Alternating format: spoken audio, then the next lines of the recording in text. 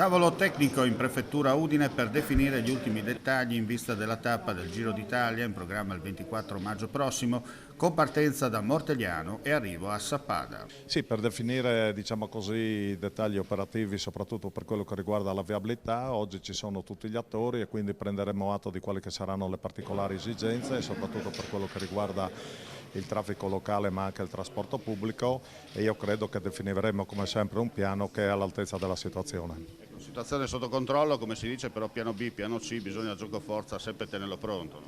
Sicuramente, anche perché abbiamo visto in questi mesi che purtroppo il tempo non ci aiuta e quindi ci sono stati alcuni smottamenti, abbiamo dovuto prevedere alcune deviazioni, su altri tratti abbiamo già iniziato i lavori, quindi io credo che saremo pronti per il 24 maggio per essere come sempre pronti per dare spettacolo e soprattutto per far fare una bella figura alla nostra regione. L'organizzazione oleata a dovere su tutti i dettagli tecnici che tale evento comporta, con il coordinamento congiunto tra le forze dell'ordine, comuni, protezione civile e volontari dislocati lungo il percorso. Assolutamente sì, infatti